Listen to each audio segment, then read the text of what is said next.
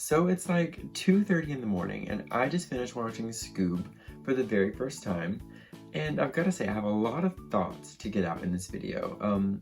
Definitely wasn't exactly what I expected, but it's something very interesting that I think there's a lot to talk about. So let's get into this discussion.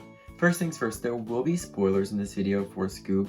I'm going to try to stay away from them for the first half and just kind of give you guys an overall review. And then at the end, I'm going to get into spoilers a little bit. So if you haven't seen the film yet, please watch it first and then come here, support animation, support these companies. You know, it's a hard time for everyone right now. So this movie definitely deserves your support. I can tell you that up front, you're not wasting your money on it, no matter what type of fan you are. Are you a new fan, an old fan? Are you looking for more Hanna-Barbera content? You know, like, no matter who you are, this movie's worth supporting. So please support the film. Come back here after you've seen it, and then we'll talk about the spoilers. But if you haven't seen it yet and you're trying to decide, I'll try to convince you with my non-spoilery discussion. Okay, so the first topic I would like to cover is the animation of Scoob. So you have your core characters, Scooby, Shaggy, Daphne, Velma, Blue Falcon, Dick Dastardly. Of course, they all have amazing animation. Specifically Dick Dastardly, it's like every time that he was on screen, I was looking forward to it because just the animation of like the ridiculous features and stuff, it was so great to see and so fun to look at. He was my favorite design of the film. The core characters have been kind of slightly redesigned, but nothing spectacular. Fred was a little different, but they really stick true to the characters, you know. Now, well, not even the side characters, like the extras of the movie, which is like the humans that are just not really part of the film, except for one, which I'll get to in the spoilers. Their animation is, if I'm being honest, it's just bad. And that's how the film starts. It starts with those characters very frequently because it's Shaggy and Scooby as kids. You see a lot of adults around them. And I was worried at that point. I just think, honestly, no one's going into the movie Scoob expecting Moana or Frozen level animation. So if you're just going in expecting a modern version of the classic Hanna-Barbera cartoons, that's exactly what you're getting. It definitely lives up to every Scooby franchise entry that's came before it. People are going to have their favorites, of course, but I think as far as the animation goes, if you enjoy those old, very simple animated cartoons, this is very much a modern version of that, bringing in more technicalities in the animation. So this is kind of spoilery, a little bit, not really, but in like after the first 5 or 6 minutes when you meet the kids and you see them have their first little adventure, they recreate the Scooby-Doo theme song. And watching it, I didn't know how I felt about it. I was like, is that a good idea for a movie? They never had a title card. I thought that was a little weird, but it kind of shows the kids growing up, becoming the Scooby Gang, and it basically serves as a middle point for just to say, like, this is where the show happened, basically. That's the original show. That's what it serves as, and you watch, they grow up, you see a few of the iconic villains in there, and then it cuts to, like, modern day. I mean, I'm guessing this film, they have like smartphones, so I'm guessing it takes place in modern day. So yeah, you kind of watch them grow up through the original show, which I thought was cute, and I did enjoy hearing the song again. So if you enjoy that song, look forward to that. So I'm going to discuss the characters before I get into the plot, so you guys can hear a little bit more about the film before I get into the spoilers and people who haven't seen it have to click off. So I'm going to discuss from my most favorite characters to my least favorite characters, and honestly, I don't have a least favorite. There's just like some that didn't stand out as much as others. The first character I want to shout out is Dick Dastardly. Literally steals every scene that he is in this film. And I wasn't a huge fan of Wacky Racers. I think that's the show that he was on. But wow, did he steal every scene that he was in this movie. I'm serious. The character design is flawless. The acting is flawless. Everything about him absolutely carries this movie. Whenever it struggles a little bit, he shows up and he saves the day. The next great character that I have to point out is Astro Mutt. And this is, once again, I didn't know anything about this character before I watched the movie, but this is another scene stealer. Just So I didn't know he was a fully robotic dog, and the fact that he could like stretch his neck at first was kind of uncomfortable, but after I got used to it, I loved it when he was on screen. Dick Dastardly and Astromutt and Shaggy and Scooby, to a degree, really carry this film every time that they're on the screen. I feel like I've said that like 3 times, but just trust me when I say they are so good. Coming in next on my ranking is going to be Shaggy and Scooby, kind of tied for that 3rd spot. They definitely have great chemistry, and they are the classic Shaggy and Scooby. Scooby talks a little bit more, which I've seen people complain about, but it doesn't feel weird. In the trailer, I thought it might have been a little weird, just me personally, but anyone who thought that was going to be odd, don't worry. It doesn't come off as weird, and those 2 characters have great chemistry. It's just like classic Shaggy and Scooby. Up next is a character who may be a little bit of a spoiler, but they have toys out of him, and they have promo with him in it. It's Captain Caveman, who I think I've got right here on my shirt. He's another classic Hanna-Barbera character, and he makes his way into this movie in a really cool way, and he definitely makes the best out of the time that he has in the film. He's voiced by Tracy Morgan, and it's very funny. Coming in right under Captain Caveman is going to be Fred, Daphne, and Velma. They all have about an equal amount of screen time. They all have in like the same amount of one-liners, and they all equally do their part to create the Scooby Gang. They aren't featured as prominently in this movie as I wish that they were, but that's something I'm going to discuss that more with the plot.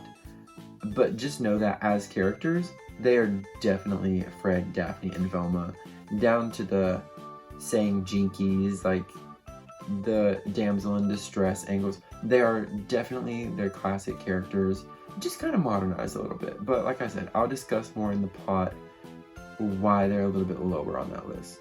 Really, the only main characters left under Fred, Daphne, and Velma is Blue Falcon and Dee Dee.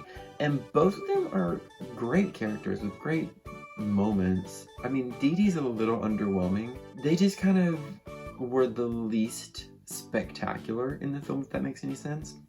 I enjoyed both of them, but I wasn't looking forward to their moments on the screen. And there were some times when they were on the screen a little too much, specifically Blue Falcon, and I did get a little bored.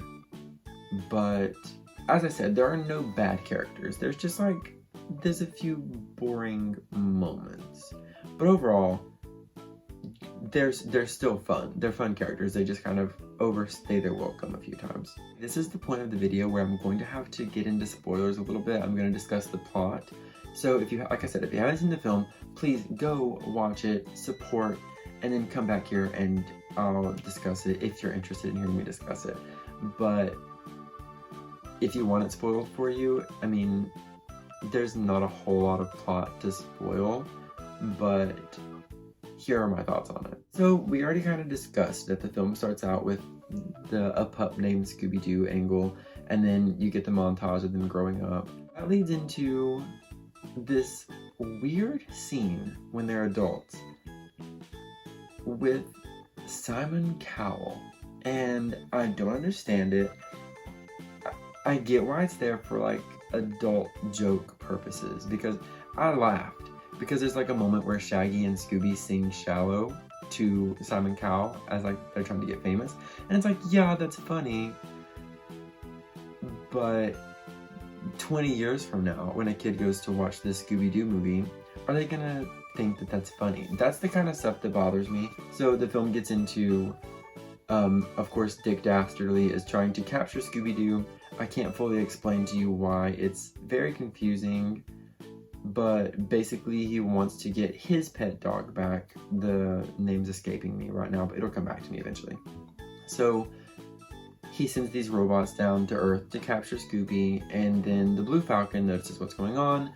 They zap them up into the air, they save them. Okay, so this is my problem with this film. I think that I was just wanting a Scooby-Doo movie, and I just wanted them to go ghost hunting, and I guess that would be kind of boring, you know, but it becomes very space travel-y, And honestly, everything that happens in like the spaceship is my least favorite stuff. Like, it's fun, don't get me wrong. It's not bad in any way, but it's the least fun stuff. It's when they go to the planet where Captain Caveman is. Or not, it's not the planet, but you know, like the island or whatever.